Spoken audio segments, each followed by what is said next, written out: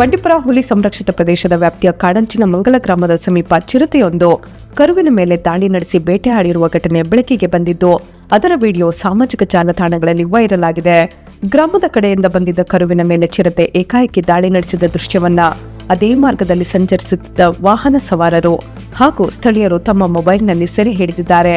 ಬಳಿಕ ಈ ವಿಡಿಯೋವನ್ನ ಸಾಮಾಜಿಕ ಜಾಲತಾಣಗಳಲ್ಲಿ ಹಂಚಿಕೊಂಡಿದ್ದು ವ್ಯಾಪಕವಾಗಿ ಹರಿದಾಡುತ್ತಿದೆ. ಇತ್ತೀಚಿನ ದಿನಗಳಲ್ಲಿ ಬಂಡೀಪುರ ಅರಣ್ಯದಂಚಿನ ಗ್ರಾಮಗಳಲ್ಲಿ ಚಿರತೆ ಸೇರಿದಂತೆ ಕಾಡು ಪ್ರಾಣಿಗಳ ಓಡಾಟ ಹೆಚ್ಚಾಗುತ್ತಿರುವುದು ಗ್ರಾಮಸ್ಥರಲ್ಲಿ ಆತಂಕ ಮೂಡಿಸಿದೆ. ಈ ಹಿನ್ನೆಲೆಯಲ್ಲಿ ಕಾಡಂಚಿನ ಪ್ರದೇಶಗಳಲ್ಲಿ ವಾಸಿಸುವ ಸಾರ್ವಜನಿಕರು ಹಾಗೂ ಜಾನುವಾರು ಸಾಕಾಣಿಕೆದಾರರು ಹೆಚ್ಚಿನ ಎಚ್ಚರಿಕೆ ವಹಿಸುವಂತೆ ಅರಣ್ಯ ಇಲಾಖೆ ಸೂಚಿಸಿದೆ.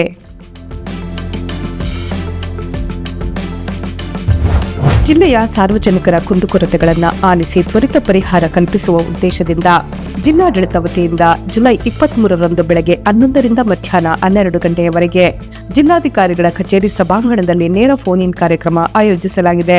ಕಾರ್ಯಕ್ರಮದಲ್ಲಿ ಜಿಲ್ಲಾಧಿಕಾರಿಗಳು, ಜಿಲ್ಲಾ ಪಂಚಾಯತ್ ಮುಖ್ಯ ಕಾರ್ಯನಿರ್ವಾಹಕ ಅಧಿಕಾರಿ, ಜಿಲ್ಲಾ ಪೊಲೀಸ್ ವರಿಷ್ಠಾಧಿಕಾರಿಗಳು ಸೇರಿದಂತೆ ವಿವಿಧ ಇಲಾಖೆಗಳ ಜಿಲ್ಲಾ ಮಟ್ಟದ ಅಧಿಕಾರಿಗಳು ಭಾಗವಹಿಸಿ ಸಾರ್ವಜನಿಕರಿಂದ ಬರುವ ದೂರುಗಳು ಹಾಗೂ ಸಮಸ್ಯೆಗಳನ್ನು ಆಲಿಸಿ ಅಗತ್ಯ ಕ್ರಮ ಕೈಗೊಳ್ಳಲಿದ್ದಾರೆ.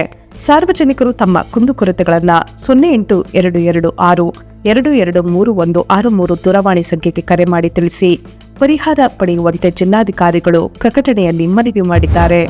ಗುಂಡ್ಲುಪೇಟೆ ಪೊಲೀಸ್ ಠಾಣಾ ವ್ಯಾಪ್ತಿಯಲ್ಲಿ ಪೊಲೀಸರು ನಡೆಸಿದ 2 ಪ್ರತ್ಯೇಕ ಕಾರ್ಯಾಚರಣೆಗಳಲ್ಲಿ ಅಕ್ರಮವಾಗಿ ಸಂಗ್ರಹಿಸಲಾಗಿದ್ದ ಪಡಿತರ ಅಕ್ಕಿಯನ್ನು ವಶಪಡಿಸಿಕೊಂಡಿದ್ದು, ಸಾರ್ವಜನಿಕ ಸ್ಥಳದಲ್ಲಿ ಜೂಜಾಟ ನಡೆಸುತ್ತಿದ್ದ 4ರನ್ನ ಬಂಧಿಸಿದ್ದಾರೆ.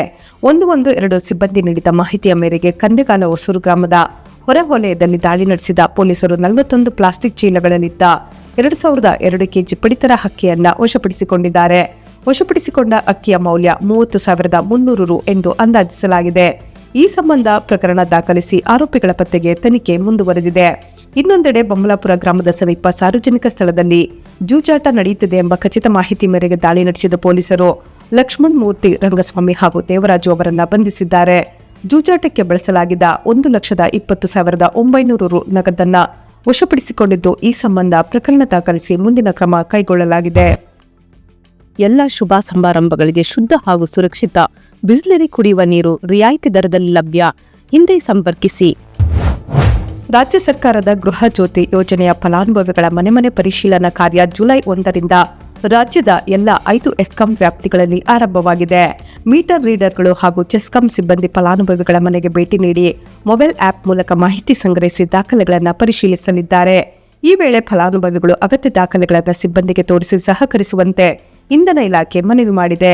ಪರಿಶೀಲನೆಗೆ ಬೇಕಾದ ದಾಖಲೆಗಳು: ಪರಿಶೀಲನಾ ವೇಳೆ ಪಡಿತರ ಚೀಟಿ, ವೋಟರ್ ಐಡಿ, ಫಲಾನುಭವಿಯ ಭಾವಚಿತ್ರ, ಫಲಾನುಭವಿಯ ವರ್ಗ, ಆದಾಯ ತೆರಿಗೆ ಪಾವತಿ ಮಾಹಿತಿ ಹಾಗೂ ವೃತ್ತಿ ಸೇರಿದಂತೆ ಅಗತ್ಯ ಮಾಹಿತಿಯನ್ನು ದಾಖಲಿಸಿಕೊಳ್ಳಲಾಗುತ್ತದೆ.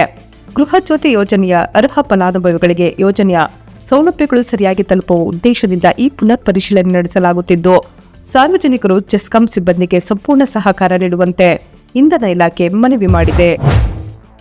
ಗುಂಡ್ಲುಪೇಟೆ ತಾಲೂಕಿನ ಪಡ್ಗೂರು ಗ್ರಾಮದ ಹಡವಿ ಮಠದಲ್ಲಿ ಕಾರ್ಯನಿರ್ವಹಿಸುತ್ತಿರುವ ವೃದ್ಧಾಶ್ರಮಕ್ಕೆ ಹೊಸಬರ ಸೇರ್ಪಡೆಗೆ ಅವಕಾಶ ಕಲ್ಪಿಸಲಾಗಿದೆ. ಆಶ್ರಮದಲ್ಲಿ ಆಶ್ರಯ ಪಡೆಯುವ ಹಿರಿಯ ನಾಗರಿಕರಿಗೆ ಉಚಿತ ಊಟ, ವಸತಿ ಹಾಗೂ ವೈದ್ಯಕೀಯ ಸೌಲಭ್ಯಗಳನ್ನು ಕಲ್ಪಿಸಲಾಗುವುದು. ಮಹಿಳೆಯರು ಮತ್ತು ಪುರುಷರಿಗೆ ಪ್ರತ್ಯೇಕವಾಗಿ ಉಳಿದುಕೊಳ್ಳಲು ವ್ಯವಸ್ಥೆ ಮಾಡಲಾಗಿದೆ.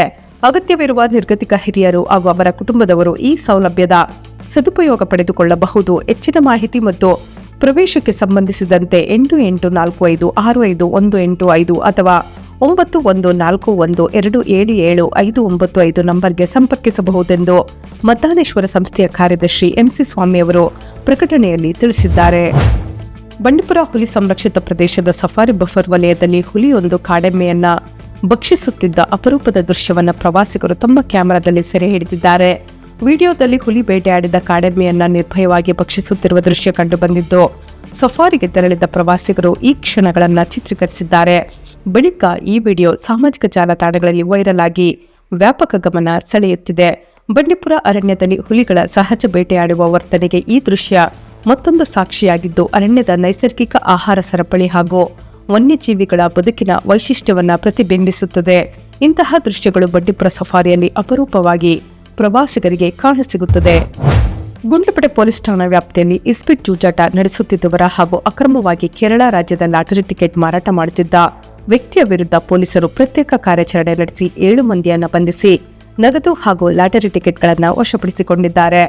ಆರಕ್ಷಕ ನಿರೀಕ್ಷಕ ಎನ್ ಜಯಕುಮಾರ್ ಅವರಿಗೆ ದೊರೆತ ಖಚಿತ ಮಾಹಿತಿ ಮೇರೆಗೆ ಚಿಕ್ಕಲ್ಚಟ್ಟಿ ಗ್ರಾಮದ ಮಹದೇಶ್ವರ ದೇವಸ್ಥಾನದ ಬಳಿ ಹಣವನ್ನ ಪಣವಾಗಿ ಕಟ್ಟಿಕೊಂಡು ಅಂದರ್ ಬಾಹರ್ ಇಸ್ಪಿಟ್ ಜೂಜಾಟ ಆಡುತ್ತಿದ್ದ 7 ಮಂದಿಯನ್ನ ವಶಕ್ಕೆ ಪಡೆಯಲಾಗಿದೆ. ಅವರಿಂದ 2,52,220 ನಗದನ್ನ ವಶಪಡಿಸಿಕೊಳ್ಳಲಾಗಿದ್ದು, ಈ ಸಂಬಂಧ ಗುಂಡ್ಲುಪೇಟೆ ಪೊಲೀಸ್ ಠಾಣೆಯಲ್ಲಿ ಪ್ರಕರಣ ದಾಖಲಾಗಿದೆ. ಇನ್ನೊಂದು ಪ್ರಕರಣದಲ್ಲಿ ಕೆಎಸ್ಆರ್ಟಿಸಿ ಬಸ್ ನಿಲ್ದಾಣದ ಬಳಿ ಅಕ್ರಮವಾಗಿ ಕೇರಳ ರಾಜ್ಯದ ಲಾಟರಿ ಟಿಕೆಟ್ ಮಾರಾಟ ಮಾಡುತ್ತಿದ್ದ ಮಣಿಕಂಠ ಅಂಬಳೆ ಗ್ರಾಮ ಯಳಂದೂರು ತಾಲೂಕು ನಿವಾಸಿಯನ್ನ ಬಂಧಿಸಲಾಗಿದೆ. ಆರೋಪಿಯಿಂದ 1,470 ಕೇರಳ ಲಾಟರಿ ಟಿಕೆಟ್ಗಳನ್ನು ವಶಪಡಿಸಿಕೊಳ್ಳಲಾಗಿದ್ದು, ಪ್ರಕರಣ ದಾಖಲಿಸಿ ತನಿಖೆ ಮುಂದುವರಿಸಲಾಗಿದೆ. ಸಂಚಾರ ನಿಯಮಗಳ ಪಾಲನೆ ಹಾಗೂ ರಸ್ತೆ ಅಪಘಾತಗಳನ್ನು ತಡೆಗಟ್ಟುವ ಉದ್ದೇಶದಿಂದ ಪೊಲೀಸ್ ಇಲಾಖೆ, ಎನ್ಜಿಒ ಹಾಗೂ ಪವರ್ ಕ್ವೀನ್ ಯುವ ಬಳಗ ಚಾಮರಾಜನಗರ ಇವರ ಸಂಯುಕ್ತಾಶ್ರಯದಲ್ಲಿ ನಗರದಲ್ಲಿ ವಿನೂತನ ಹೆಲ್ಮೆಟ್ ಜಾಗೃತಿ ಅಭಿಯಾನ ನಡೆಸಲಾಯಿತು. ಪಟ್ಟಣದ ಪ್ರಮುಖ ವೃತ್ತಗಳು ಹಾಗೂ ರಸ್ತೆಗಳಲ್ಲಿ ಹೆಲ್ಮೆಟ್ ಧರಿಸದೆ ಬೈಕ್ ಚಲಾಯಿಸುತ್ತಿದ್ದ ಸವಾರರನ್ನು ತಡೆದು ಅವರಿಗೆ ಗುಲಾಬಿ ಹೂ ನೀಡಿ ಸ್ನೇಹಪೂರ್ವಕವಾಗಿ ಹೆಲ್ಮೆಟ್ ಧರಿಸುವ ಮಹತ್ವದ ಬಗ್ಗೆ ಅರಿವು ಮೂಡಿಸಲಾಯಿತು.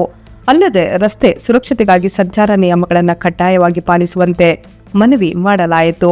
ಅಭಿಯಾನದ ವೇಳೆ ಹೆಲ್ಮೆಟ್ ದಂಡ ತಪ್ಪಿಸಿಕೊಳ್ಳಲು ಅಲ್ಲ, ಜೀವ ಉಳಿಸಿಕೊಳ್ಳಲು ಎಂಬ ಸಂದೇಶವನ್ನು ಸಾರುವ ಮೂಲಕ ಸವಾರರಲ್ಲಿ ಜಾಗೃತಿ ಮೂಡಿಸಲಾಯಿತು.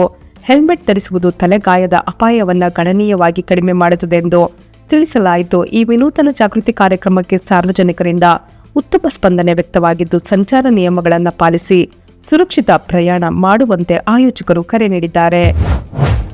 ಸೊ ಫ್ರೆಂಡ್ಸ್, ಇದಾಗಿತ್ತು ಇವತ್ತಿನ ನ್ಯೂಸ್. ನಿಮಗೆ ಈ ಹೊಸ ಪ್ರಯತ್ನ ಇಷ್ಟವಾದಲ್ಲಿ ಕೂಡಲೇ ನಮ್ಮ ಚಾನೆಲ್ ಅನ್ನು ಲೈಕ್ ಮಾಡಿ, ಶೇರ್ ಮಾಡಿ, ಸಬ್ಸ್ಕ್ರೈಬ್ ಮಾಡಿ.